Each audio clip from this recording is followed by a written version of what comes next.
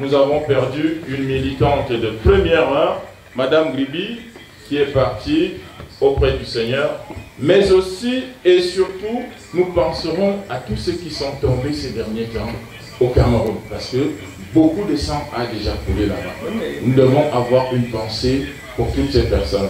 Chère patrie, terre chérie, tu es notre seul et vrai bonheur, notre joie et notre vie, à toi l'amour et le grand honneur.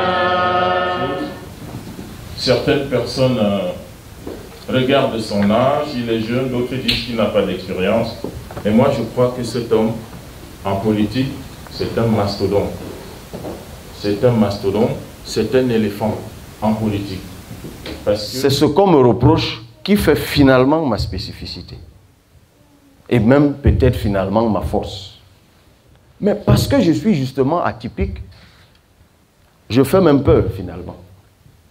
Et c'est ça le drame dans la société camerounaise. On veut une chose, mais lorsque la chose arrive, on rejette à nouveau la chose.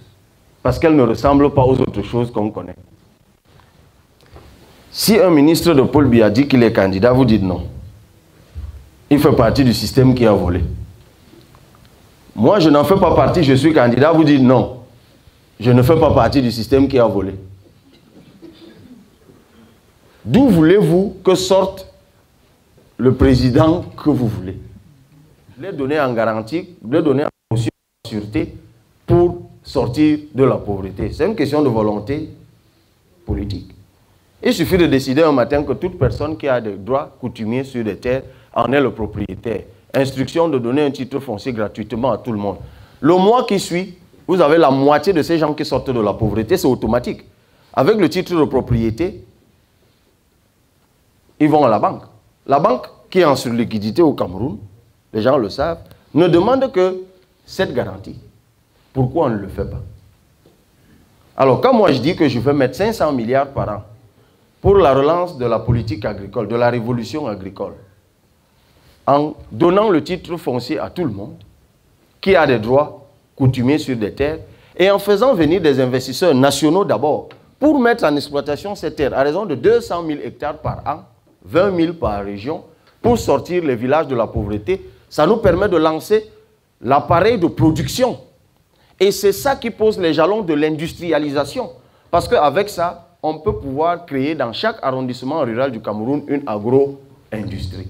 Et c'est là que vous, de la diaspora, vous intervenez.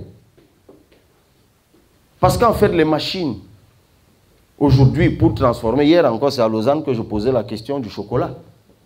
Comment la Suisse peut être le centre du chocolat du monde sans cacaoyères?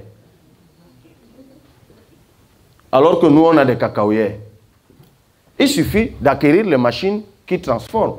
Vous ne pouvez pas avoir des régions entières qui produisent de l'arachide que parfois même nous exportons dans la zone CEMAC, mais il n'y a pas une seule usine de transformation de cet arachide. Vous ne pouvez pas vendre des billes de bois d'une région sans jamais pouvoir vous-même fabriquer des meubles et les exporter. Vous ne pouvez pas extraire de l'or sans avoir une seule usine. J'ai appris récemment que, parce qu'apparemment quand on a extrait de l'or, il faut le polir. Il y a en réalité un dispositif industriel pour le rendre,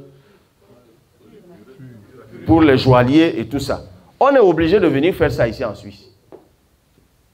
Alors que l'or est pompé à Betareoya. Et vous vous demandez, vous allez sur Internet, vous regardez combien coûtent ces machines. C'est parfois 2500 $, 3000 $, 5000 $. Sauf que si vous, ici, vous achetez cette machine, pour l'amener au Cameroun, on va vous la taxer à la douane à 60%. Du coup, nous créons nous-mêmes des barrières contre l'industrialisation du Cameroun, alors que nous savons tous que c'est cette industrialisation qui génère des emplois. Mais c'est simple. Dites aux gens, dans des secteurs précis, faites venir les machines en franchise de douane, lancez l'industrialisation du Cameroun. Vous n'êtes pas obligé de le faire dans tous les domaines. Vous pouvez dire dans le domaine agro-industriel, par exemple.